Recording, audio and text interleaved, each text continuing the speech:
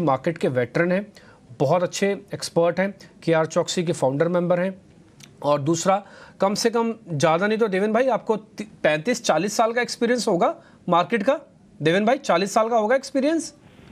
हाँ, अभी हो गया 40 साल का एक्सपीरियंस। हो गया ना 40 साल का। इस 40 साल में अगर 5 साल के हिसाब से बांट दिया जाए तो कम से कम 8 इलेक्शंस आपने मोटा मोटी देख लिए हैं।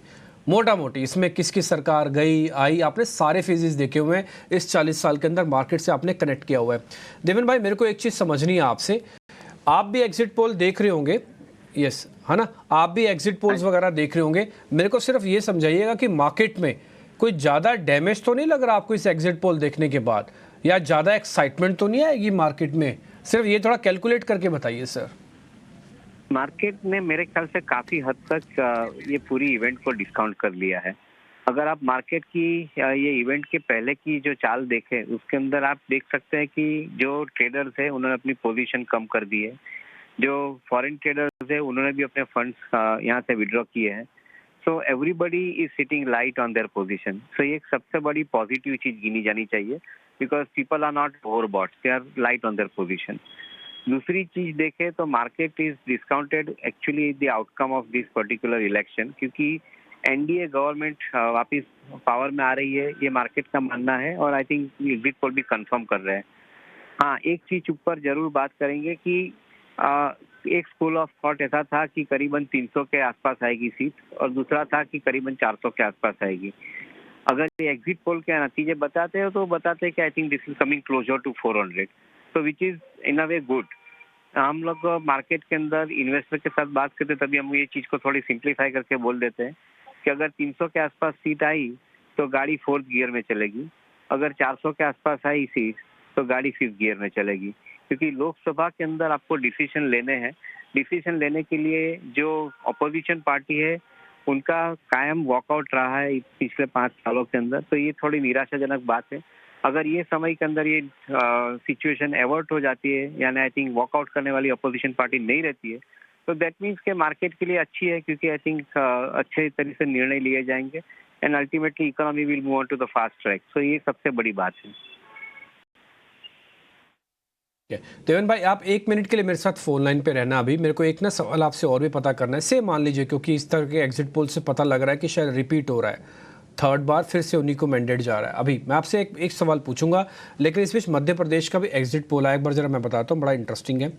29 सीटें हैं कुल मिला के, 29 की 29 सीटें बीजेपी को मिल रही हैं। 2 बड़े कारनामे हुए हैं इस बार मध्य प्रदेश के अंदर। पहला, ठीक चुनावों से पहले मुख्यमंत्री बदल दिया गया। राज्य के चुनाव हुए, जिनके बेसिस पर जीत के आए, मामा जी के बेसिस पर, तो मामा जी गए, मामा जी को लोकसभा का चुनाव लड़ाया, और उसके बाद में एक ऐसे नेता को लेके आए जिस नेता के बारे में ज़्यादा चर्चा नहीं हो रही थी। मिस्टर यादव वहाँ के CM बन गए।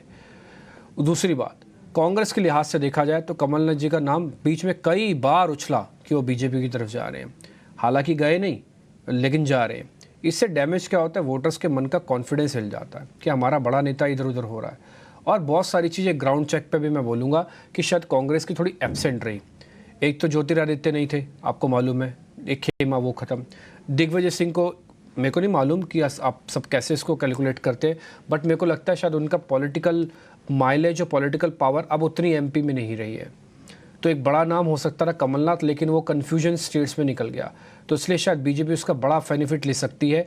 और आपने स्क्रीन पर देखा, उससे साथ में एक सटी हुई स्टेट और भी है गुजरात, उसका भी आपने एग्जिट पोल पढ़ ही लिया होगा, देख लिया होगा, 26 की 26 सीटें मिल रही है। ये दोनों ऐसी कोर बेल्ट हैं, खासकर गुजरात तो बीजेपी की लैब टेस्टिंग एरिया माना जाता है, लेकिन मध्य प्रदेश भी धीरे धीरे करके बीजेपी का स्ट्रॉन्ग होल्ड है। कांग्रेस को बहुत मेहनत करनी पड़ रही है। स्टेट इलेक्शंस एक बार करके दिखाया, लेकिन वो ज़्यादा काम नहीं आए। देवेन भाई मैं पॉलिटिकल पंडित से मध्य प्रदेश के बारे में पूछूंगा, लेकिन मैं आपसे एक सवाल जो मेरा रह गया था वो पूछ लेता हूँ। सवाल ये था, मान लो जैसे भी आप कह रहे थे कि 2 खेमे हैं मार्केट के अंदर, पहला कह रहा था कि 300 आएगा, दूसरा कह रहा था 400।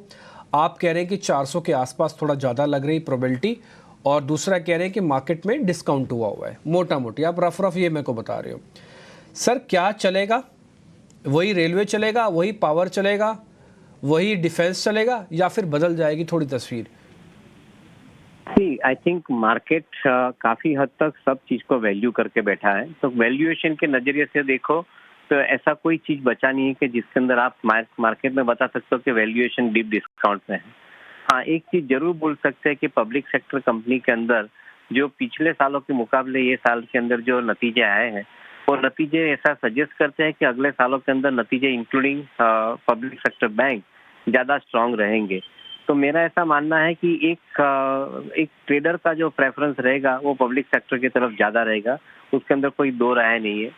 दूसरी तरफ आप देखें तो जो रिन्यूएबल सेगमेंट और उसकी जो इकोसिस्टम है, उसके लिए मार्केट एक ज्यादा प्रेफरेंस डेवलप कर रहा है।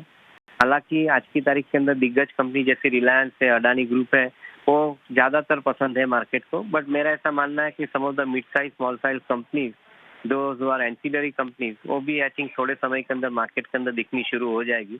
तो मार्केट का प्रेफरेंस करीबन ये टाइप के ग्रोथ एरिया के अंदर ज्यादा रहेगा, ऐसा मेरा मानना है। ठीक है देवेन भाई, बहुत बहुत शुक्रिया, थैंक यू वेरी मच, आपने हमारे लिए आज समय निकाला। अच्छा लगा आपसे बातचीत करके, हमको थोड़ा आइडिया लग गया कि मार्केट ने 350 नंबर मोटा मोटे डिस्काउंट कर रखे हैं। इससे ऊपर लेके आओगे तो मार्केट जश्न के मूड में आएगा, नहीं तो फिर हो सकता है एडजस्टमेंट्स थोड़ी बहुत आपको बाजार के अंदर होती हुई दिखे। इससे पहले आपको फिर से बता दें कि इंस्टीट्यूशनल ने काफ़ी हद तक माल बेचा हुआ है इंडिया के अंदर, सिर्फ 13% की लॉन्ग होल्डिंग पे है। आप ये बात सोच रहे होंगे मैं बार बार क्यों बता रहा हूँ, मार्केट के 3-4 धड़े बहुत इंपॉर्टेंट होते हैं, उसमें से एक धड़ा FIs होता है, उन्होंने माल बेचा हुआ है इंडिया में से।